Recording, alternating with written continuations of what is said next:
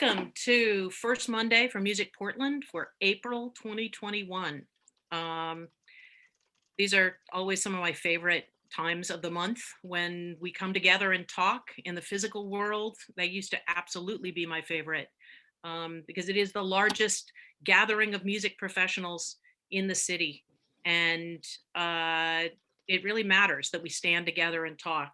And Music Portland, for those that are new to us, was originally a trade association.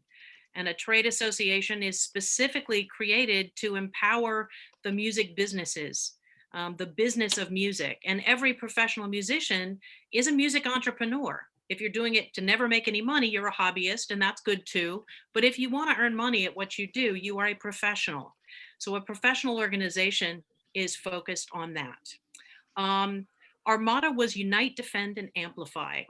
And we felt that was a pretty great way to tackle it. But through our first 2 years, it became clear that defending was not enough because we hadn't gotten it right. It didn't include everybody. It wasn't fair to everybody.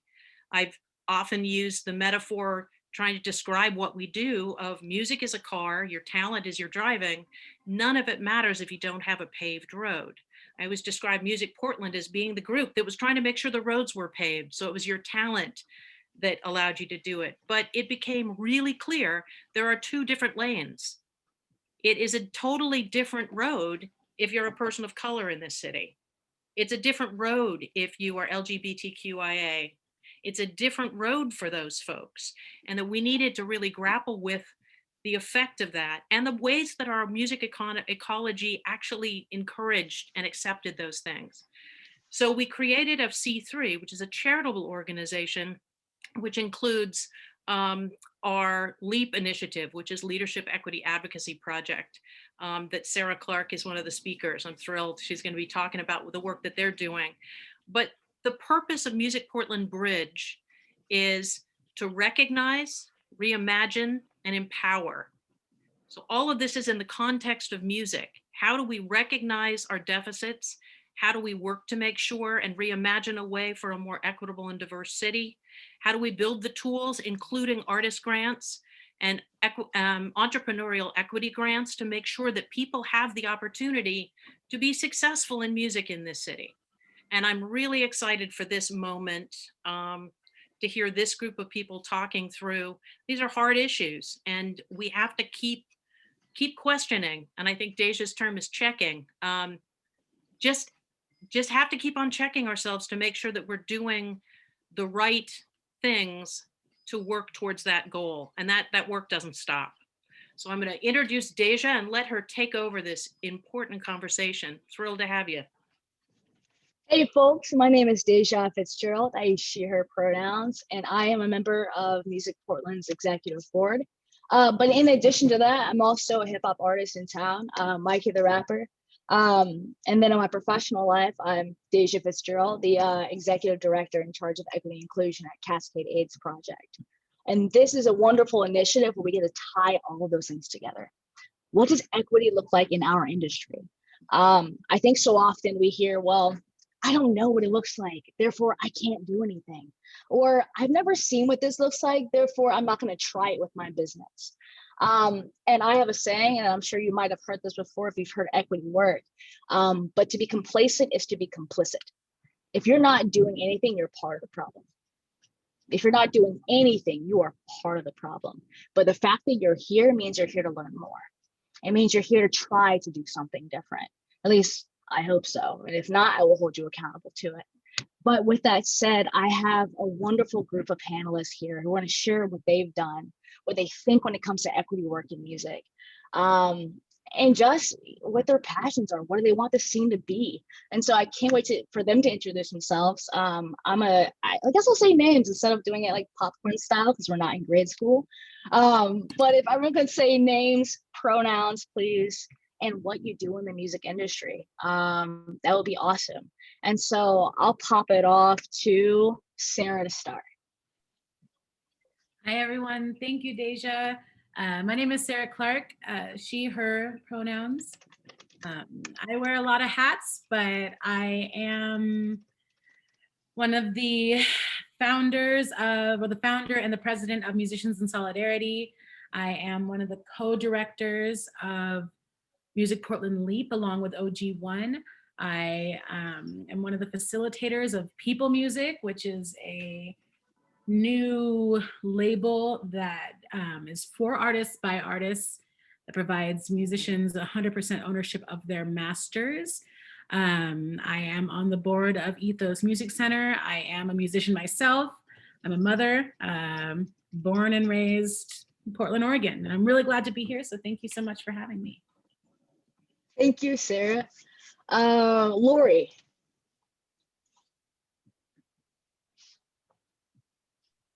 Sorry, it took me a minute to find that unmute button. Hi, I'm Lori Hughes-Killen, and I use she and her pronouns.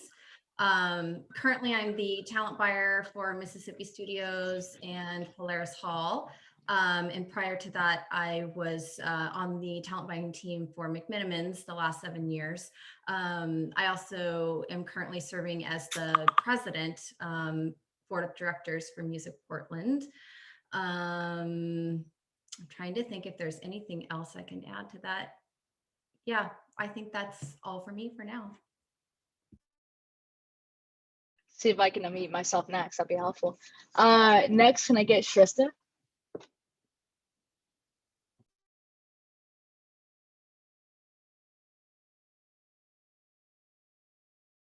Maybe.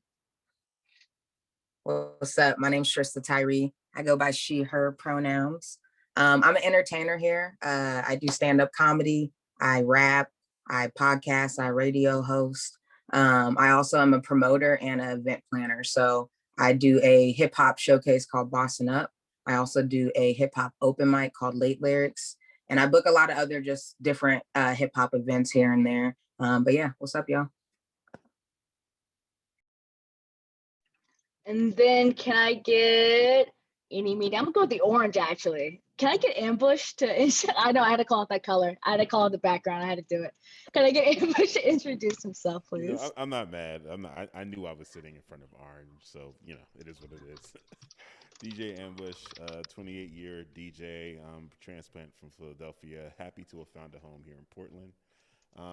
Artist management and consultation. I'm presently the general manager for the Numbers 96.7 FM. I'm also part of X-Ray FM as a department lead there. Purpose of the Numbers basically is to, uplift Black and brown voices and to create a platform for them to easily access media and seize that media space. So, our programming basically centers around creating opportunities for training and allowing content creators to own their content and still use this as a platform to, get the word out about whatever issues are on their mind. So that and just, playing some really good music. And last but not least, the absolutely wonderful Mac. Hey guys, I'm Mac Smith. I am not huge on titles. I use he and him pronouns. I run We Out Here magazine, which is a online outlet that's used to promote local hip hop in this Northwest region. And I throw the Thesis, which is a concert series that has been going on now for minus the pandemic, 5 years. So, and it's just to come back as a streaming show. So Awesome. Well, thank you all for introducing yourselves. We're going to kick it off with some questions. With this, you don't have to answer every single question. And if you can, just make sure that your responses share information, but give enough time for other speakers to also speak because this panel ends at 7. But with that said, we'll kick it off with the first question, which is, how is equity related to the music industry? What is diversity, equity, inclusion in our industry? And whoever wants to go first, if not, I'll go total grade school teacher and just pick a name. I'm happy to jump in. I think that like so many things, and I feel like I'm going to speak from a very American lens here, that's just like what I know. But like so many things in America, equity is just a huge the lack of equity in so many industries is just a huge issue. It's like a hot button issue right now, but it's always been a problem, right? And so specifically when you think about music, what comes to mind for me is booking strategies. It's the opportunities that are afforded to people, having the ability to like buy your way into management, buy your way into booking agencies, buy your way into venues sometimes, even with, you know, some of that. I don't know how often it happens anymore, but like pay to play type of vibes, or, you know, like people lose a lot of money out there trying to get their name heard and get a platform. And if you don't have that much to lose, then you're not putting yourself out there as much, you know? So I think that that's definitely a big issue. You know, record labels in general are predatory and terrible, I think, for the most part. And I think that a lot of the groups that suffer the most from that tend to be people of color and communities of color. You know, we can even go as far back as things like payola, where people were paying to have their tracks played on the radio, you know, and that requires capital, that requires to have financing behind that. And knowing the inequity in our country when it comes to finances just in general, that's like a really good example of how that would automatically just inherently, I guess, be skewed against communities of color. Those things just kind of pop right into my mind right off the bat, but I'm sure there's a billion different things. You know, I mean myself. Thank you for that answer, Sarah. I appreciate that. And I think that's an amazing lens to really see where it shows up. Does anyone else have anything else to add?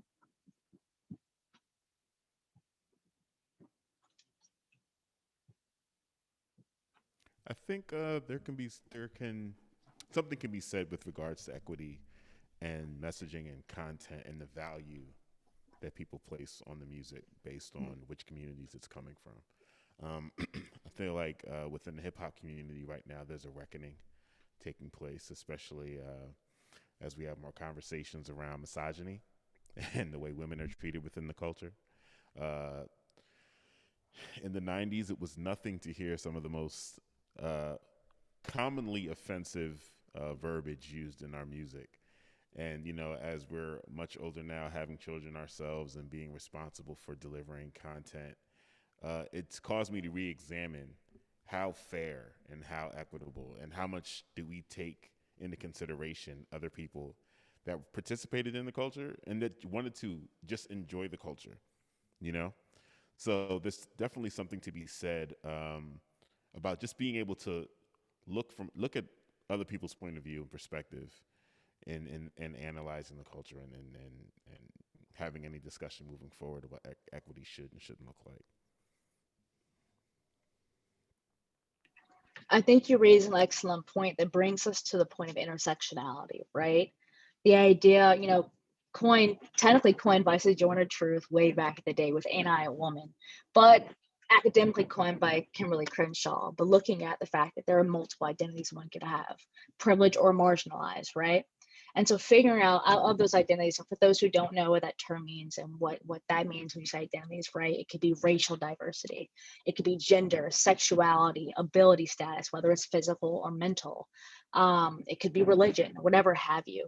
And you can identify as privileged and or marginalized within those different constructs, also depending on where you are. Like in the US, we're a very Christian dominated place. That's where our laws seem to be defined. When you get work off, like time off at work and the holidays, they're Christian holidays usually, right? So even figuring out there, that's something to think of. So that's just context from when Ambush talks about this stuff. Does anyone have anything else to add for this question? Discriminatory regulations in Portland impede the success of communities of color. And that's true too. The hip hop scene is where I know it, of course, and many of us know because a lot of us come from a hip hop background. But I feel like one of the first stories I heard about when I said, I'm going to do hip hop in Portland, they're like, well, did you hear what happened at Kelly's Olympian when they changed the occupancy limits? The fire marshal came in out of nowhere and changed the occupancy mid-gig in the middle of the show, changed it to shut the show down. Or where do you see police show up? well, I don't know about seeing the place show up all the time when I go to a country concert, but you say there's a hip hop show and all of a sudden they're doing the rounds, right? It's stuff like this that shows up that's structural, but also in terms of seeing like where has Portland itself showed up. We have one of the biggest advocates who's actually in the space attending this right now, DJ OG1, David Jackson, who led a wonderful fight and still continues to fight for Portland hip hop in the scene, which resulted in Portland Hip Hop Week, right? There's so many things that have happened that I think could be wonderful to share. So OG, if you want to throw some info in the chat, we're not opposed to it. But in the meantime, we'll move on to that second question, which is from your perspective in the music industry, what is your vision of an equitable music industry? What does that look like? For you to say, damn, this is equitable as hell, right? Like, but what does that tangibly look like? And I'd love to hear from some folks who we haven't tapped on yet too.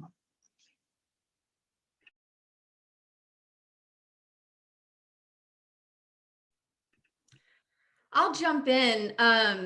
I think this is one of these questions, Deja, that you're like in the very beginning, that I think for me particularly, I often ask myself this question and I go, I don't know what that looks like.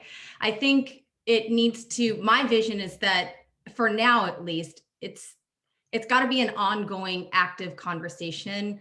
And meaning that it can't just be among communities of color. Like we need more white people to participate, and particularly like people like me who are in those booking roles or more of those like gatekeeper type of roles, needing to come and be more involved in conversations like this without being afraid, just knowing that we're not going to have the answers and we need to participate in the conversation to discover what the answers are or what it can look like or how we can work together. We need to be building more of those relationships going forward. I also think I'm really glad that the policy work was brought up, because that's correct. There's a lot that needs to be addressed with some of the policies that we have in place and the way the city functions and operates. And so that would be another place where we could be looking at, the vision of equity is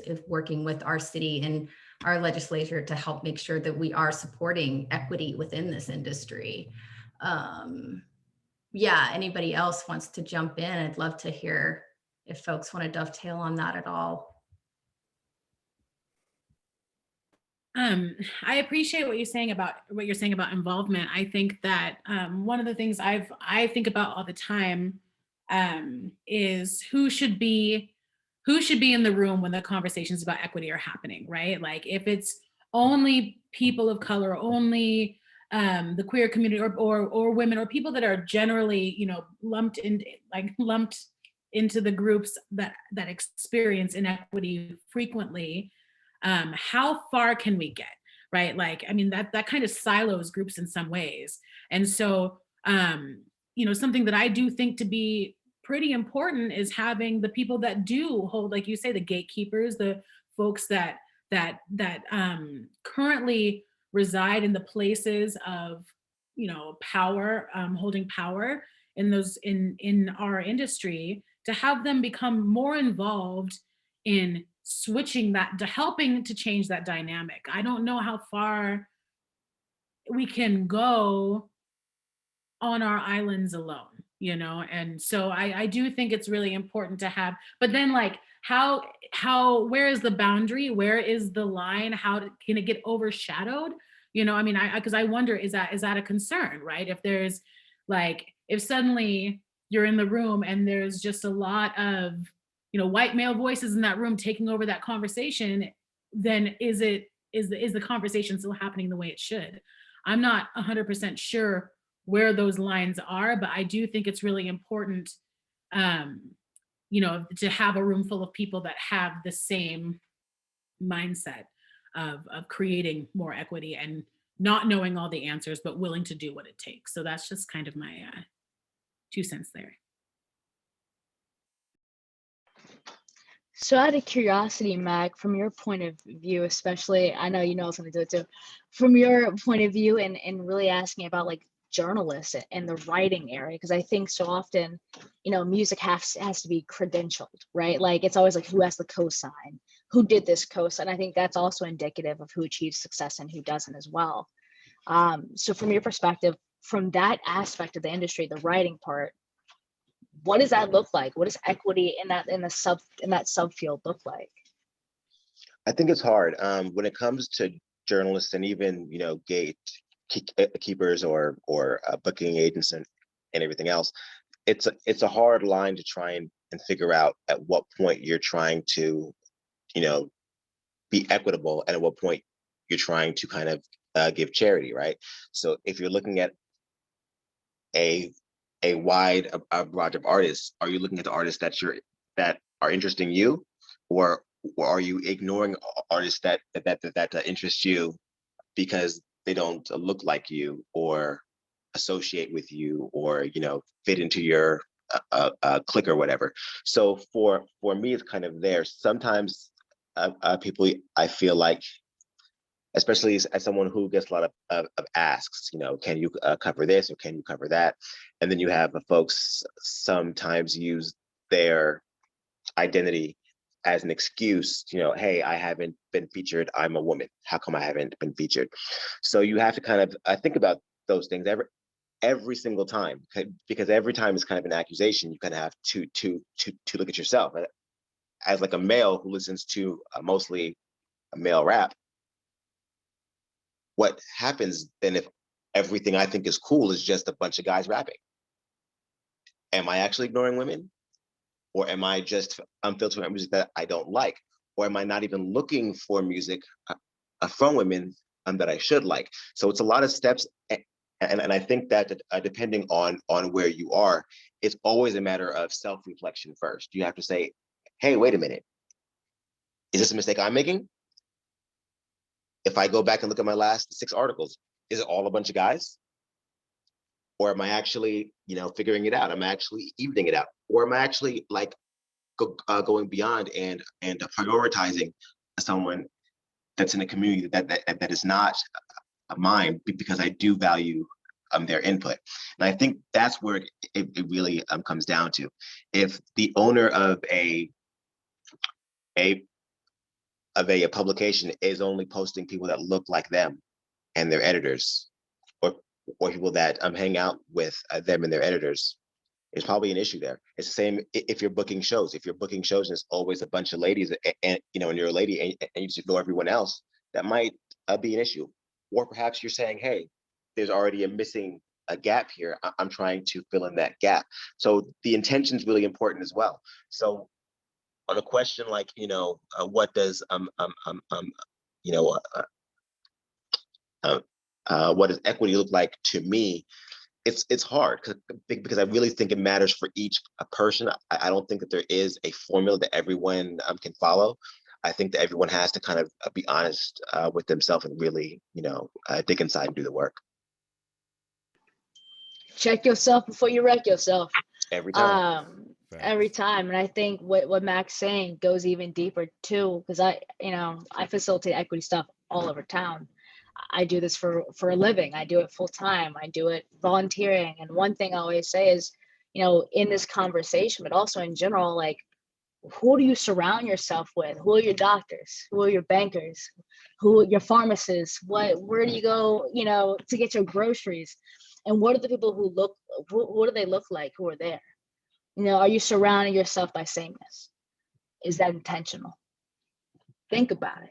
And then following that up, also going to Shrista. I think Shrista, you're all over the entertainment scene in general. I'd love to get your thoughts. What can this scene do to be more inclusive? What does that look like in your vision? Yeah, I mean, I run a lot of shows, kind of all over the place. I'll say, like, I've done shows where it's like I've been to that venue and watched shows that were non-hip hop in order, to scope it out. And then I'll run a hip hop show there, and it's like even the management will change. And like, for instance, I've done shows where I've done the show, sold it out, and the venue doesn't promote the show at all, but they promote every other show like that they've ever had there. But like when it's hip hop, it's not. it's not promoted on there. And I remember just like doing a couple shows, and it was just kind of stressful, the fact that like just because I ran a hip hop show, this venue doesn't want to promote it. And it seems like I've had times where certain venues, shoot, I'll say in Bossa Nova, I've been there multiple times, and I started running a show there, and their manager started coming. And just so you know, I've never had any issue at my show.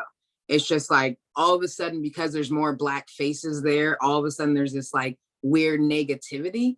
And it's like, all of a sudden they need security there. They need all these people because Black people are so violent. Black people are so bad. And it's just crazy that like, I'm a good person. I'm genuine. I have a lot of dope friends, dope artists that I book. I book professional people. And it's just like, all of a sudden, because my skin is darker, I mean, I'm light skinned. I know I'm a little light skinned, but you know what I mean? But it's like my skin is darker, and all of a sudden it's like, oh my gosh, there's gonna be a fight. There's gonna be this. I remember we never had any issues at Bossa Nova, and the manager pulled me aside and was like, hey, I just want to get security here because one time 5 years ago, we had a hip hop show and some Black people down the road fought, and it could have been the people from here. And I was like, what? And it's like, why did you even tell me that story? And why is that even relevant to my show 5 years later? Because a Black person got in a fight across the street? Like, what? It seems like a lot of shows I'm doing, I do not get help from the venues. And a lot of shows, like a lot of venues I'll reach out to, I don't even get a response. And I know it's because I say a hip hop showcase. And it's just like, and we're still in Portland. The whole crowd is still white people. If you're so afraid of Black people, like, I ain't trying to really be funny, but it's just the point. It's like, I feel like I don't get a lot of help from venues, and I don't get a lot of, like, people don't reach back out to me. And it's just kind of like, man, I feel like I'm really out here. I'm really helping so many artists. I've done a lot for this city. And weirdly enough, I'm probably not written up anywhere. And I don't know why, because I feel like I'm helping so many people. But like, because I do hip hop, or maybe because I'm a woman, or maybe because I'm LGBT, I don't know. I just feel like I'm not seen. I feel like hip hop's not seen. And I feel like I do so much to get hip hop seen in this city. I didn't even start out as a hip hop artist. I started out as a comedian. And and the reason I even got into hip hop is because my friends were rappers, and I was going to their shows, and it was just like all these dingy ass venues. And then I'd go to like my friend's folk pop show, and it's like Mississippi Studios or some dope ass place. And it's the same talent level. It's just this person's Black, this person's hip hop. So they don't get those same opportunities. And so, I mean, that's a little bit of my perspective. I know we got more questions, so I wrote some stuff down for those. But yeah, I guess that's kind of my perspective. I don't feel included as a hip hop artist, as a promoter, as a Black promoter, as a Black female promoter, as an LGBT promoter, as a stud promoter. Like, man, I just feel like I'm not seen, and it's cool that we have this so that people can hear it, though. Yeah, I think what you're sharing, Trista, brings two things to mind, right? The first thing I think about is when I moved here. So I'm from North Carolina. You'll hear my accent once I say the word North Carolina, and it's probably going to stay for the rest of this damn panel. Once it starts, it's hard to stop it. But one thing is that the racism here, I would say, looks radically different than the racism back home. And I think it shows up in the music industry. And I say that to say, back home, I knew who was racist. Why? Because they had the Confederate flag bumper sticker with choice words otherwise on some of these other bumper stickers nearby. They had signs on the restaurant. I knew exactly where not to go because it was overt. Here, I have a friend who moved here, and they said, you see more Black Lives Matter signs than Black people. And I say that to say is the depths of performativity at times when it comes to equity, when it comes to fighting white supremacy, when it comes to fighting all the isms of the world, right, that contribute to oppression. I'm surrounded by these wonderful neighbors who are so kind to me. A lot of Black Lives Matter signs, but if I ask them one question, I go, what are you doing to fight gentrification? Crickets. They say you can tell what you care about by what's on your calendar and what's on your checkbooks. Where do you spend your time and where do you spend your money? And so when it comes to things like this, when it comes to what Trista is saying about investing in communities of color, where are you spending your time and where are you spending your money? Are you promoting them? Are you elevating? Are you amplifying? What are you genuinely doing? And then twofold, understanding, we talk a lot about hip hop because that's what Black music in Portland has a higher propensity of looking like, but even going to the history of hip hop. Hip hop started off as a message of advocacy. I mean, Grandmaster Flash, The Message. that was talking about gentrification when they built a highway straight through his neighborhood. And so when you look at that kind of stuff, you understand that context matters. History matters. What does it mean to disenfranchise an entire genre that is built on advocacy? And yeah, right now we talk about money, cars, clothes, women, etc., because those are the fun things of life, right? But also, that's not what this is built on. So figuring out where are we investing ourselves, our time, our energy, and why isn't it happening in this subgenre is important. It's crucial to this whole conversation. But going to the next question, because I think it parallels to what Trista was just talking about, was what do you think the largest barriers are for equity and inclusion within the Portland music scene, within here? So not just the generalities, but if you tried to make equity and inclusion work here in Portland, what challenges have y'all seen? What have you heard? When people push back, what do you hear? What are those roadblocks? I think a big issue that, if I may, I think a big issue that comes up that I hear a lot still is just the police. At least for shows that I'm around and shows that I've seen. It's just an ongoing thing. I know a couple of years ago when Nipsey had passed, myself and Donovan Smith, who is now the VP of the NAACP, and Karanja Cruz, who runs the Green Hop, he's a school teacher. We threw an event for the community. It was an all ages event. There were children there, and the police actually came and shut us down. So this was, there's a lot of things that are like that, where people are not able to have events that they want because the police have negative connotations just of the artist who passed away that people are talking about. They assumed it was a gang event and did that. And all of us, none of us are gang members or involved in gang activity. So that was pretty disenfranchising, and things like that can make it hard. We actually were raising money for Boise Eliot School and ended up losing money on the process, So those kind of things are really hard, especially when you're doing things for, in like a non-profit capacity, and you're still, not able to be held fairly. And not to, I want to be clear, I'm not shooting venues any bail whatsoever, but I think we're all pretty much aware of the part OLCC plays in all of this, encouraging venues not to hold hip hop events. So that definitely will play a factor with regards to venues hosting your event and not promoting it. That will play a key factor. Oh, sure, you can come through, you can fill the building, you can hit the bar up and make us a lot of money, but we can't let anyone know because we don't want the OLCC coming down on us. We don't want to attract, a situation that could actually get us shut down just for having a hip hop event in our venue. So, I mean, there's parts that everyone needs to play up and down the entire spectrum, but we gotta look at this, make sure we're always including, the higher systemic, issues involved with making sure, not just hip hop, but any underserved community has a place. I'm really glad that you mentioned both of those things, actually. I think that that's like, the roles that the OLCC, fire department, police department, noise review board, that they have in making these things more difficult for communities of color is huge.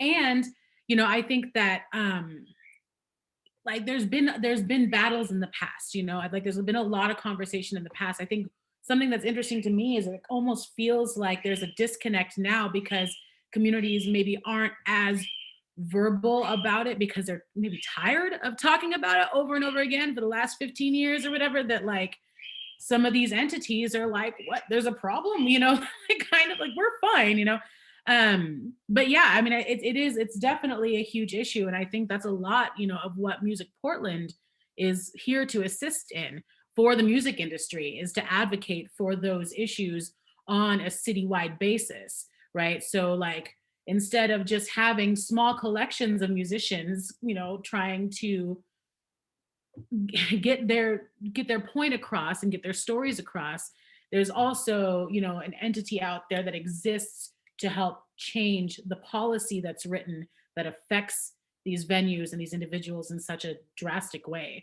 Yeah, I know, Music Portland Leap, OG and I are working on this project, and one of the things we've been trying to do is get a survey out to the community to hear more of these stories. So when we're having conversations with the OLCC and when we're having conversations with the Noise Review Board, we can say, here is this testimony that's presented by the community. These are the stories that people are telling.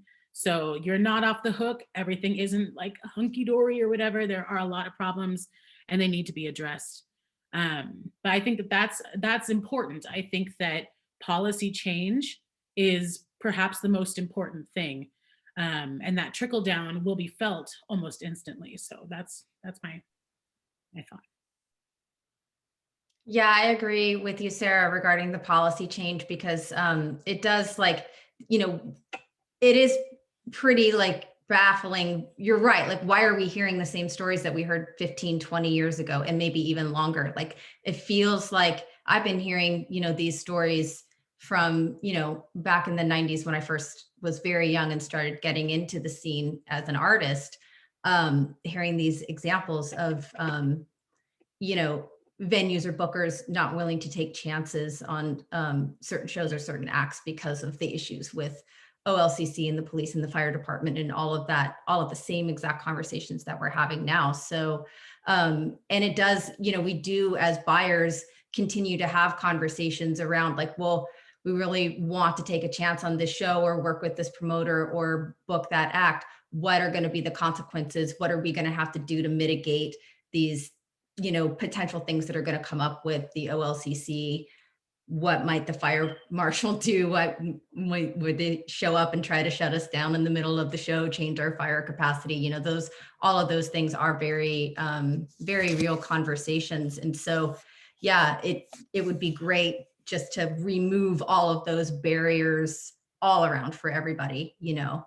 Yeah, I agree with the policy stuff for sure.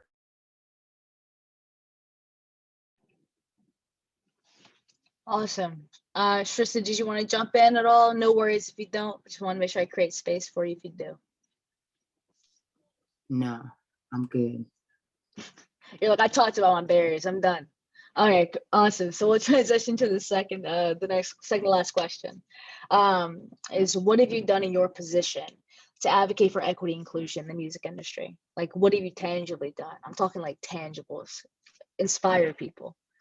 So I know for myself, like I'm a huge part of the collective. You know, I really believe in being a part of that, or taking my work into Music Portland, or going to the mayor's office and writing plenty of letters, or frankly, just badgering people via email. I'm very good at that. But I think advocacy is super important. So what have you all tangibly done to do better, to help us do better?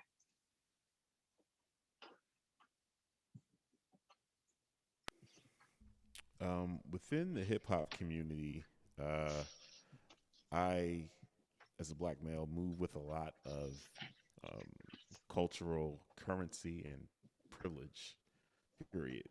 So I try to leverage that in conversations and instances when I don't see other people's voices being heard. Period. I try to create space for people that don't look like me and don't have my experience. As a DJ, you know, spending as long as I have, the point is to always be breaking records and stay on the cutting edge. And the ability to do that is based on you staying in touch with the culture as it's constantly evolving. So you got to stay in contact with the youth and the culture. So there are younger members in the hip hop community that are like mentors to me, and I tell them that, to kind of groom them from the point, like, what you're doing, what the energy that you're giving me is amazing, and I wish there was someone older when I was coming up to create a pathway for people to hear what you have to say and see how important it is that the things that you're bringing to the table. So I always try to make sure I'm creating a position and opportunities for younger members in the community to make sure that their value is understood, and that people can really, really see what it is that they're bringing to the table and not constantly be exploiting them. Our culture is very exploitative in that way. Like, I've seen hip hop icons use social media to poach and exploit younger members of the community just because they haven't figured out what the next move is going to be to pay a bill. So I'm always trying to make sure I can, use my privilege and my positioning and my experience to open doors for others and just, try to protect them and make sure they have an even platform to work off of and be heard and be able to function and grow within the industry and create a much more healthier environment than the one I grew up in and participated in. That's awesome.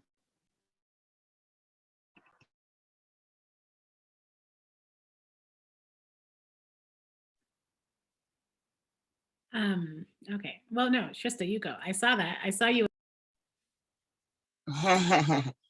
um, with the inclusion, I feel like I created, well, I don't feel like I created because I created it, but I started a hip hop open mic, and it seemed like some small thing at first, which it was. We only had probably like 5 people there for the first, like, I would say 6 weeks. But the whole reason I even created the open mic was so that we could have a community and so that people could network and people can try to figure out how to navigate in Portland hip hop. It seems like even when I was trying to get into Portland hip hop, I didn't even know where to start. It was just kind of confusing. Everyone was in thousands of little cliques. I just feel like it was hard to just literally navigate here. So I created the open mic just so like we can all have a place we can mingle, all have a place we can network. And at the same time, I feel like it was a place that anyone could perform. Even if you weren't the best hip hop artist ever, you still have an opportunity to perform. You also have an opportunity to grow. And so that was something big. The pandemic kind of messed some stuff up. So we'll be back. And then I created Late Lyrics. That was called Late Lyrics. It was a hip hop open mic at Portland Burger in downtown Portland. And then the other thing I created was a hip hop monthly showcase. And I specifically made it like a new artist showcase. And the whole reason I did that is because I wanted to try to create like a bigger community for hip hop. It seems like we have a lot of people, but a lot of people didn't have shows or didn't know how to get on shows. I used to book a lot from my open mic. I saw a lot of new people there. And so I feel like with Boston Up, it was just like an opportunity for new artists to build. And one thing I always try to do, the fact that I am gay, the fact that I am a female, one thing I always try to do on every single Boston Up is to put a female on there or a gay person. And that might not seem like a big deal to a lot of people, but it is because most hip hop shows are just all dudes. And so I've always tried to put a female or somebody of LGBT. And so that's one of my big things. I don't actually like promote that or say I do that. So this is probably the first time anyone's ever heard that, but that's something I try to do every single show. And as a gay person, I just feel like sometimes it's hard to be taken serious or hard to get in hip hop shows, especially like gay men or studs, like people who look like me. So I just feel like with who I am and how I look, I feel like it's my opportunity to help all those people who look like me and don't have that chance. And so that's something I've done with Boston Up. And so like, if you ever seen that show, it's a lot of new artists, you haven't heard of them, but yeah, that's kind of the things I try to do. I wrote a note, so I gotta get it all out. Hold on. The other thing I try to do is I try to network by meeting with a lot of people. Like Portland Mercury, I've connected with the Breakout Show, Cool Nuts and Juma Black. I try to reach out to other people in the local scene that is also part of hip hop, because clothing lines is a huge part of hip hop. Newspapers, all that. And so I always try to include everyone I can, whether it's a small business, a big business. So yeah, I was a little bit everywhere, but there you go. I talk too much, sorry. I'm gonna jump in real fast, and I'd like to give a big plug and shout out to People Music. It's something that I like. I'm not gonna sit here and pretend like this is like my thing, my idea, because it really, really isn't. It's definitely a community project, and there are a couple people that have put in a lot of work to create something that could eventually, I think it's a game changer. So I'd love to give a shout out to Samuel Eisen Myers and Charlie Brown III. But the whole idea behind the project is it's basically a nonprofit model that supports artists fully from the beginning, the creation of their music, to the distribution of their music, shows people how to go through each step, all under the umbrella of a label. So the artist can retain 100% ownership of their music. And, I know that is something that I think, is one of the biggest issues in our industry, is that the creative artist doesn't get to own their masters the way that they should. I think that's a travesty. So the work that's being done there, I think not only does it level the playing field for all sorts of groups of people, but it, like, for artists in general and musicians in general, it brings a whole new idea to the way that we've been doing things, which I don't think has been working. I don't think it's been fair. I think that it is a problem. And I'm just really proud of the project. And I think it's worth looking into for sure. And I also want to give a huge shout out to OG1, who's my partner in Leap. It's a really interesting process. I mean, I've learned so much working with him, but knowing that this is the type of work that's going to take a while, like, you got to settle in, you got to be ready to stick with it. I wouldn't say that, I mean, it's like when you talk about things that are tangible, I see all these seeds that are being planted that hopefully will yield, tangible plants. But I'm really proud to be able to jump in and help where I can in those conversations, and really grateful for the opportunity for that as well. So that's what I wanted to say about that. Anybody else want to add anything to that question? I'd say that for me, I always talk about it kind of just being about constant learning. I know when I was doing the thesis, I think we were in the 3rd or 4th year, and we got like called out online. It was a big thing, because an artist here in town, an amazing artist named Marquis, had said, how come I've never been booked, And it was interesting because it caused a huge conversation, because some people were like, hey, are you guys, not booking a trans artist, or what's going on? And then actually, after we had a conversation, they were like, oh, you have already booked a trans artist. And we were like, yeah, of course we book trans artists. We book all artists. And it was just a matter of, it hadn't, they hadn't seen that. And so we made it a point to really make sure that we have representation, like, all of the time. Like, for me, I had really always said, like, oh, I don't want to do like, like on Black History Month, I'm not going to get all the Black artists. I'm not going to wait till, a Pride Month and get all the gay artists. I always just mix them in. And in some ways, in doing that, I was almost dismissing the representation that we were bringing in intentionally. And by sharing that intention, it actually allowed our show and our audience to grow a lot, because it made a lot of customers or possible customers actually feel safer. Because if we weren't saying, hey, this is what we're about, even though we were already about it, I think just sometimes learning to explain what you're doing can really help. And so that's helped me. It's also helped to keep me in check and in staying versatile. There's so much power in building things and integrating things within our systems, because one thing is equitable work can never be the extra. And I say that to say, when you get busy, what's the first thing that gets off your plate? The extra, right? That's the first thing you take off your plate. So if it's not built into what you do and everything that you do, it is, if you're a business owner, you're not even an artist, what are you doing to recruit your staff?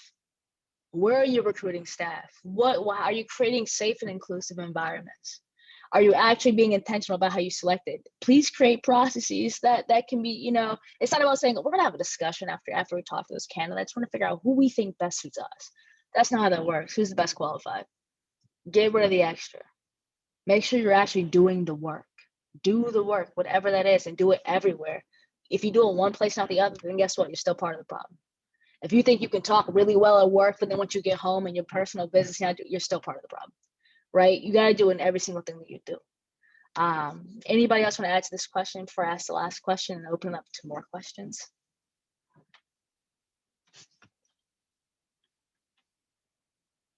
Cool. I'm assuming that's not the awkward Zoom waiting to wait for someone to unmute kind of thing. But the last question is, what do you think others can do to advocate and implement tangible, equitable change within the, oh my God, my cat. I don't know if y'all can hear that, but he's meowing very aggressively right now. But what do you think others can do to advocate and implement tangible, equitable change within the different sub-industries within the music industry, right? So not just what you all have done. If you could literally see, if you were face-to-face with these audience members, you're like, what can you do? Like, I mean, pointing people out, call them out. Like I do that when I'm on stage and I do a rap. I'm like, you, come here. Like that's straight up. What can they do? I'm gonna just jump in real fast. I think this is a really important question, but I'm sorry, I talk so much. But I think it's really, really important for people to show up.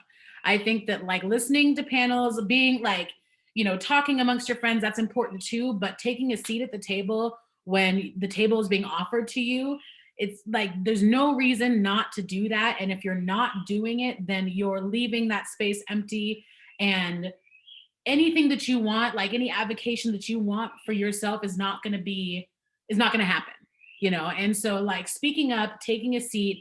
I mean, on that note, just for everyone's, so you guys all know, on the third Thursday of this month, LEAP will be hosting our third Thursday conversation, and we will be having members of the OLCC there, and members of Music Portland there. So, one of the things that's important to do, I think, and it is to share with us your experiences, to come and listen to those conversations and speak up.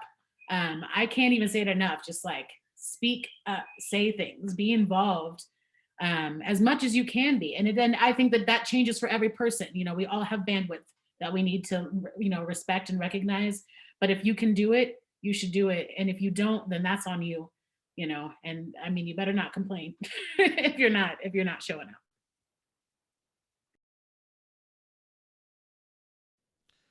No, I mean, you pretty much nailed it. You pretty much nailed it, Sarah. And showing up is going to appear different for different people. You know what I'm saying? Like, bandwidth definitely plays a factor. Level of comfort based on your experiences within the industry and within the culture will determine where you feel comfortable and how you feel comfortable showing up. So yes, it is important to have these conversations in these public forums. It's important to continue these conversations in your friend groups and in your community. It's much more important, or equally as important, I should say, to check us. Check us. Like Max said earlier with that particular situation with Marquis. You don't know until someone says something to you, right? You can consistently move around blindly and think that you're doing great work and think that you're out here making change, and not realize you're just not doing enough. And maybe it's just one simple move to the left 2 inches that could be game changing for someone. So I would just encourage everyone to understand the value of your voice.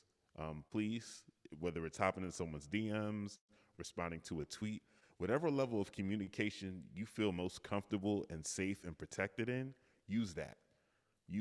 But we aren't mind readers, so please try as much as possible to communicate what the issues are. And let's make change as a community together.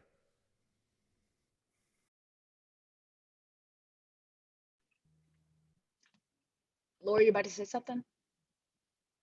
Yeah, I was. Sorry, I wasn't sure if we still had time, but yeah, I just want to agree with both what Ambush and Sarah said about the communication. That's really key. Like, I definitely, in some of my work with past venues, working with intentional booking practices to try to be more inclusive and diverse, definitely were some lessons for me learned along the way where I didn't realize. I think probably like the biggest lesson that I learned right out of the gate was kind of like the, if you book it, they will come kind of attitude that I think can, someone who's not completely immersed in the work or familiar with the work or hasn't done a lot of equity inclusion work before, it's not enough to just be like, okay, well, I booked that and now we're inclusive. Like, continuing to have the conversation and continual communication, someone had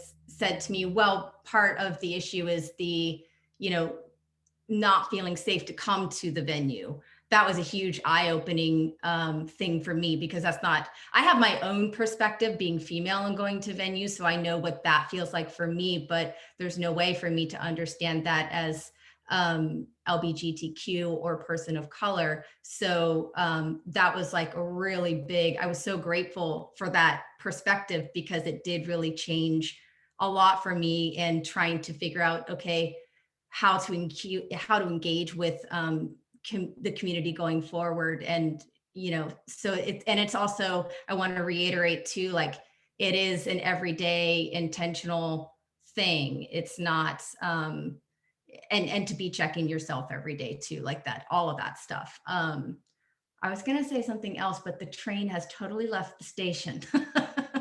That happens a lot in COVID these days. I'm just going to leave it there. So yeah, communication, intentionality. Oh, and the work is just ongoing. It's going to take a long time. That's what I was going to say. I was just thinking about this today, and it's like, no, you have to make the commitment. And it's like, sometimes you get off track, but you just have to regroup and start again, and just keep bringing yourself back to that intentionality and starting again and starting again, Yeah, one thing a mentor told me was, if you're not failing, you're not taking enough risks. If you're not talking about how you're failing, you have not taken enough risks. And that's for anything in life, right? But there's also about doing this right. That doesn't mean don't be informed. So don't say, I know equity, I'm gonna go do this thing. No, you better go do your research. Google is a wonderful tool, and it's free 99. So go do it, right? You can use the Google, it's fine, right? But with that said, if you're not taking enough risks, then what are you doing?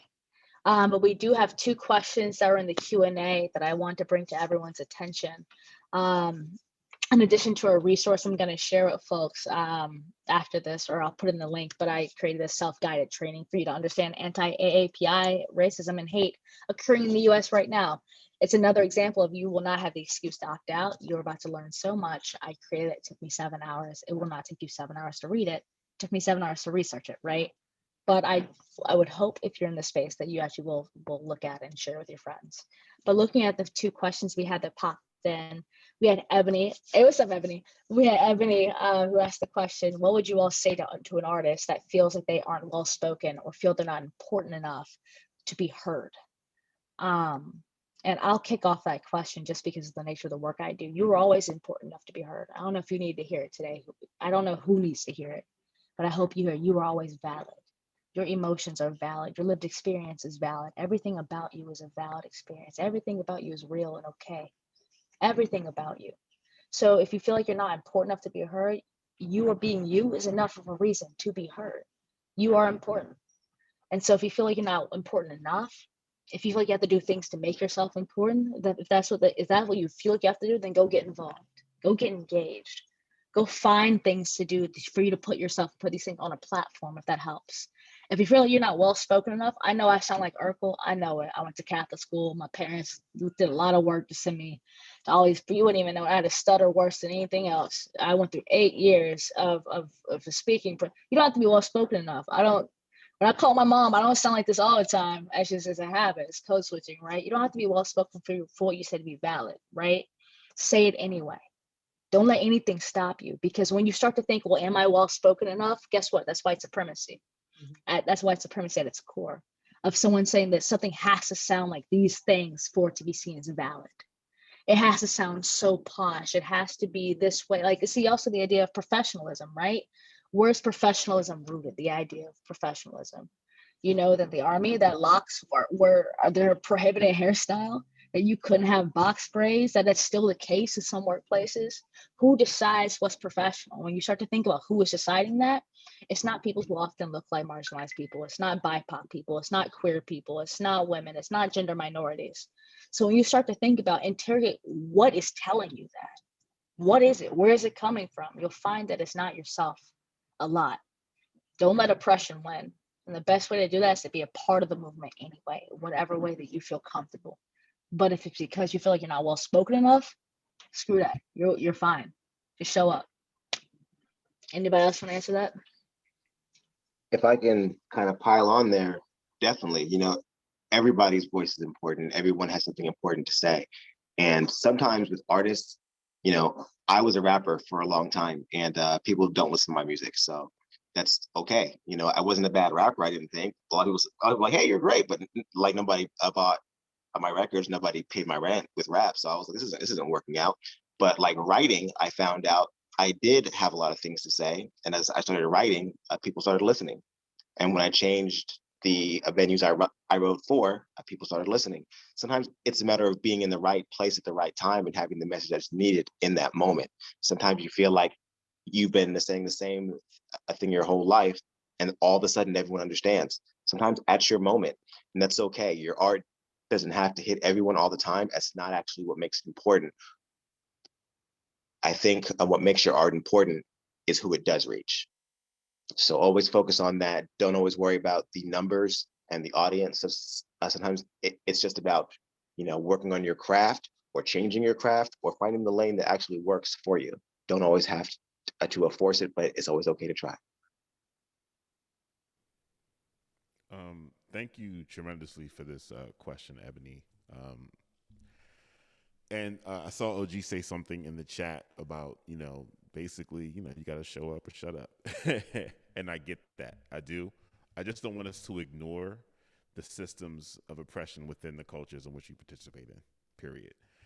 Like I said a little bit earlier, showing up is a little bit different for everyone. Ebony is laying out a prime example of what some of those difficulties may be in just showing up. You know what I'm saying? So, yeah, definitely. There's going to be barriers for everyone at some point. We don't want to ignore what it's felt like for people that aren't people on the opposite end of the power dynamic within our culture. We don't want to ignore that experience and just say, you need to do what you need to do to make this happen. What are we doing to lower the bar of entry? What are we doing to erase the barriers to create equity just for people to speak on things that are important to them? Like, we have to start there. We have to. I just wanted to get that point out. Yeah, and I'm going to jump in on the conversation a bit too, just because I think, as much as Music Portland and Music Portland Bridge and Leap are creating places for people to engage, on the white ally side, we have to really learn to listen. And I mean, you all have been talking about how the ladies apologize for talking too much. There's another little thing let's take a look at. Let's be close on that, because I talk a lot. I need to be listening more, and all of us need to be listening more, so that the people that bring the stories know they're going to be listened to. And if I'm never not, I know people that love me are going to tell me so. I'll jump in on your question. I'll say, I do, my sets are a little all over the place. And so when people book me, I don't know what I'm going to say or do on stage. But one thing I always realize, because you said sometimes it feels like you're not heard or not seen or whatever. I feel like on stage is the time I really can say some things. It doesn't matter if I'm booked for a rap show or a comedy show. My transitions, if you've ever been to a show of mine, I'm going to say what I need to say. I've had a lot of trouble booking artists and stuff because I'm a girl, because I'm gay. People didn't want to do my shows at first. When I first thought of this idea to book hip hop shows, I didn't realize what I look like and no one's going to want to do a show for me. And so one thing I always do is when I'm on stage, if I'm getting booked for a rap show, I don't really care what it is. I make sure I speak on the discriminations that happens to me as a woman in hip hop, as a gay person in hip hop. I just did a show the other day. Mac was on it as well. And I was booked to do a rap show. So they're like, yeah, rap, Trista. I got like 3 songs, but I talk so much, it fills the time and people don't notice. But like, I did the show and all I thought was, man, in this transition, I'm going to speak about women's rights. On this transition, I'm going to talk about being LGBT. It doesn't matter if people don't want to hear me. I just make it known. I don't care if they don't want to hear me. I don't care if they want to hear me talk about being gay in the middle of my set that has nothing to do with being gay at the time. I don't care if you don't want to hear me, you're about to hear me. And so I just say what I got to say. And at the end of the day, only you can be unheard. I think kind of Déja was kind of saying that it's just like, you can put yourself out there. You can do something, you can create your own opportunities. I feel like half my lane was create my own opportunities because people didn't want to give me any. And so at the end of the day, I mean, if you work hard enough, and also if you ask the right questions, I feel like don't be afraid to ask people questions. Don't be afraid to ask the people above you. When I was starting out, I was a stand-up comedian. My favorite comedian in the city at the time was Lance Edward, and he was way higher up than me. And I was like, I'm gonna ask that guy every question because I know he's gonna know the answer. I know, and he was down to help me grow. So just be aware of your surroundings, be aware of networking. I feel like networking is key. I would probably say that to whoever you're writing the question for. Networking is key because people can really help you out, and you don't know what question you're gonna ask that can really just set your path going. So yeah, I won't apologize for talking too much. That's awesome. That's super helpful. And I think to that effect, I know when I first started off doing hip hop here at my Urkel last, like I showed up and they're like, Tristan knows I'm goofy. Like I'm not, there's nothing about me that I would call cool. You know what I mean? Like I'm just myself. I'm just my quirky weirdo self. Like I wear Heelys still. Like I don't care. I don't care who that. It's my Heelys. I bought it with my money. No one can judge me. Like I mean, you could, but it'd be rude. But it's figuring out like how do you be okay with yourself too? You know, like I don't care. I'm just me. Okay. That's what it is. And I know Hush, you cool. I mean, I'll take it, Ebony. Thank you. Ebony called me cool. I'll take that. And then Sarah actually shared a really cool resource in case you want to know more about history in the local area, which I think is always important because people in Portland think nothing happens there sometimes with white because you've potentially not experienced discrimination. If you didn't know, Oregon is also the only state in the country to ever ban Black people from its borders. Also, additionally, if you want to know something else, you can go and look up the Chinese Massacre Cove. That's a piece of Oregon history that Sarah shared. And then I'll see if I can get Sarah, would you mind putting the link in there? But the last question, I think Mira answered it, but I do want to open it up just to see if anyone else has anything else to add from our group. But I'll read it all out loud because it's a pretty long question. But if venues, business owners, and the large corporate promoters aren't actively working and fighting against oppressive systems of paternalism, the whole city will continue to support a cultural ecosystem rooted in the this is a long question, but I'm so proud of this question, whoever wrote this. Philanthropic umbrella and continue to exploit artists. What are some avenues that you all think can exist that put the power and resources and money back in the hands of artists so they can run their own venues, control their marketing, be afforded the same access to a city that prides itself on urban development economy that only benefits one demographic of people, as well as to pay artists actual living wages? That is the dream. I love the idea of getting paid living wages. Oh my God. But if y'all have anything to add to that question, I know Mira answered a good bit of it, but just seeing if y'all have any thoughts. I don't think I know any, end all answers here, but I think that there definitely needs to be some representation in the ownership of venues. I mean, it's something that's the elephant, it's the elephant in the room in every equity conversation when it comes to music, that everything is just owned by the same people, or by people who don't care about us.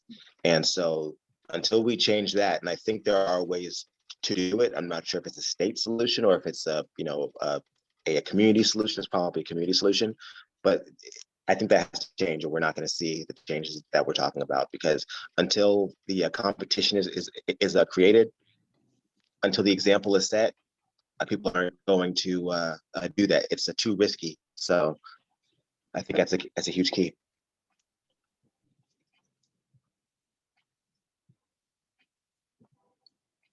Anybody else want to jump in on that one? If not, we can totally end the questions for the evening for the panel.